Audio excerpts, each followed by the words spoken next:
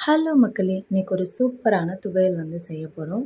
கத்திரிக்காய வீட்ல இருக்க யாருக்குமே பிடிக்காதுன்னா, இந்த மாதிரி ஒரு துவையலா வந்து செஞ்சு குடுத்துருங்க. நீங்கலாம் சொல்ற வரைக்கும் இத கத்திரிக்காயில செஞ்சதுன்னு யாருமே கண்டுபிடிக்க மாட்டாங்க. நல்லா சுட சுட சாதத்தில நம்ம செஞ்ச துவையல், நல்லெண்ணெய் இல்லன்னா நெய் விட்டு பெசஞ்சு சாப்பிட்டீங்கன்னா, அவ்ளோ டேஸ்ட்டா இருக்குங்க. லஞ்ச் பாக்ஸுக்கு கூட நீங்க இத வந்து உங்க குழந்தைங்களுக்கு பேக் பண்ணி குடுக்கலாம்.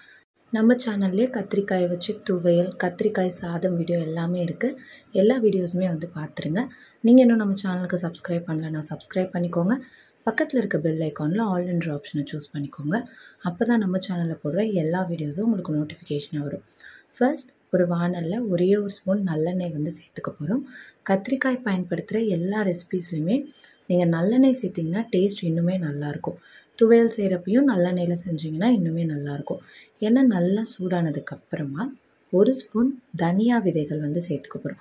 மல்லி விதைகள்னு சொல்லுவாங்க. ஒரு 1/4 ஸ்பூன் சீரகம் வந்து சேர்த்துக்கோங்க. சீரகம் ரொம்ப ஜாஸ்தியாக வந்து சேர்க்க தேவையில்ல. எண்ணெய் நல்லா சூடானதுக்கப்புறமா ஸ்டவ்வை மீடியம் ஃப்ளேமுக்கு மாற்றிட்டு நம்ம சொன்ன எல்லாத்தையுமே வந்து சேர்த்துக்கோங்க. நல்லா இது வந்து கோல்டன் ப்ரௌனாக வந்து வறுபடணும். நீங்கள் வறுபடாமல் எடுத்தீங்கன்னா நம்மளுடைய துவையல் வந்து டேஸ்ட்டாக இருக்காது. இப்போ இதில் காரத்துக்கு வந்து காஞ்ச மிளகா வந்து சேர்த்துக்க போகிறோம். உங்களுக்கு காரம் ஜாஸ்தியாக பிடிக்கும்னா நீங்கள் அதிகமாக வந்து காஞ்ச மிளகா சேர்த்துக்கலாம். இது கூடவே நான் இப்போ ஒரு பச்சை மிளகா வந்து சேர்த்துருக்கேன். ஒரு சிலருக்கு பச்சை மிளகா வந்து பிடிக்காது. அவங்க பச்சை மிளகாய்க்கு பதிலாக காஞ்ச மிளகாயே வந்து சேர்த்துக்கலாம். சீரகமும் தனியாவும் நல்லா வறுபட்டதுக்கு அப்புறமா இதில் நம்ம தக்காளி வந்து சேர்த்துக்க போகிறோம். வறுபடுறதுக்கு முன்னாடி நீங்கள் தக்காளி வந்து சேர்க்கக்கூடாது. நல்லா வறுபட்டுச்சான்னு பார்த்துக்கோங்க. சீரகம் நல்லா பொரிய ஆரம்பிக்கும்.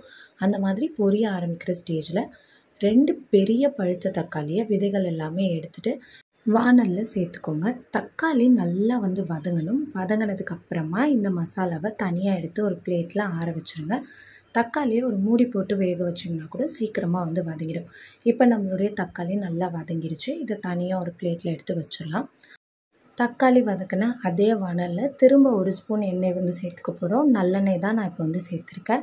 இதில் நம்ம கட் பண்ணி வச்சுருக்க கத்திரிக்காய்களை வந்து சேர்த்துக்கலாம். 2 கத்திரிக்காய் நான் இப்போ வந்து சேர்த்துருக்கேன். ஒரு மீடியம் சைஸில் இருக்க 2 கத்திரிக்காய் வந்து சேர்த்துக்கோங்க. நாட்டு கத்திரிக்காய் தான் எடுத்திருக்கேன். உங்ககிட்ட நாட்டு கத்திரிக்காய் இருந்துச்சுன்னா அதில் வந்து ட்ரை பண்ணுங்கள். இல்லைன்னா உங்ககிட்ட என்ன கத்திரிக்காய் இருக்கோ அந்த கத்திரிக்காயில் நீங்கள் இந்த துவையலை வந்து செஞ்சு பார்க்கலாம். நாட்டு கத்திரிக்காய் கிடைக்கிறப்ப கண்டிப்பாக இந்த துவையலை வந்து செஞ்சு பாருங்கள். கத்திரிக்காய் எண்ணெயில் நல்லா வதங்கினதுக்கப்புறமா இதில் கொஞ்சமாக கருவேப்பிலை, கொத்தமல்லி வந்து சேர்த்துக்க போகிறோம். ஒரு கைப்பிடி நிறையா கொத்தமல்லி இலைகள், கருவேப்பிலை ஒரு 10லேருந்து 15 இலைகள் வந்து சேர்த்துக்கோங்க. சேர்த்துட்டு அதையுமே வந்து வதக்கிக்க போகிறோம். நல்லா வதங்கினதுக்கப்புறமா நம்ம தக்காளி ஏற்கனவே வதக்கி வச்சுருக்கோம் இல்லைங்களா, அது கூடவே இதை ஆற வச்சு சேர்த்துக்க போகிறோம். கொஞ்சமாக உப்பு, புளி சேர்த்து இதை நல்லா ஃபைன் பேஸ்ட்டாக வந்து அரைச்சிக்கோங்க. தண்ணி ஜாஸ்தியாக வந்து சேர்க்கக்கூடாது. தக்காளியில் இருக்க ஈரத்துலேயே அது வந்து அரைஞ்சிரும். பத்தலைன்னா ஒரு 1/4 டம்ளர் தண்ணி வந்து சேர்த்துக்கலாம். இப்போ தாளிப்புக்கு கடுகு, உளுந்து, சீரகம் நல்லா வந்து பொரிஞ்சதுக்கப்புறமா ஒரு காஞ்ச மிளகா வந்து சேர்த்துக்க போகிறோம்.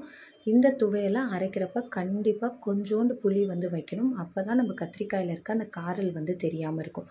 வதக்கிறப்பவே கூட நீங்கள் கொஞ்சமாக வந்து புளி வந்து சேர்த்துக்கலாம். நான் அரைக்கிறப்ப புளி, உப்பு சேர்த்து அரைச்சாச்சு. பொடியாக நறுக்கின சின்ன வெங்காயம் ஒரு 5 வந்து சேர்த்துருக்கேன். பெரிய வெங்காயமாக இருந்தால் ஒரு 1/4 பெரிய வெங்காயத்தை பொடியாக நறுக்கி சேர்த்துக்கோங்க. அதையுமே நல்லா வந்து வதக்கிடலாம். வதக்கினதுக்கு அப்புறமா நம்ம அரைச்சி வச்சுருக்க கத்திரிக்காய் துவையலை வந்து சேர்த்து ஒரு தடவை நல்லா வந்து இந்த எண்ணெயில் வதக்கிக்கோங்க. ஸ்டவ்வை ஹை ஃப்ளேமில் வச்சு நல்லா 1 நிமிஷத்துக்கு இந்த துவையலை வந்து வதக்குனிங்கன்னா எண்ணெயில் நல்லா வந்து வதங்கிடும். கண்டிப்பாக இந்த கத்திரிக்காய் துவையலை வந்து செஞ்சு பாருங்கள். டேஸ்ட் ரொம்பவே சூப்பராக இருக்கும். இது சாதத்துக்கு மட்டும் கிடையாது, இட்லி, தோசை, சப்பாத்திக்கு தொட்டுக்கிறப்ப கூட நல்லாயிருக்கும். கத்திரிக்காயே பிடிக்காது, ஆனால் கத்திரிக்காய் வீட்டில் ஜாஸ்தியாக இருக்குன்னா இந்த துவையலை ட்ரை பண்ணி பாருங்கள். தேங்க்யூ.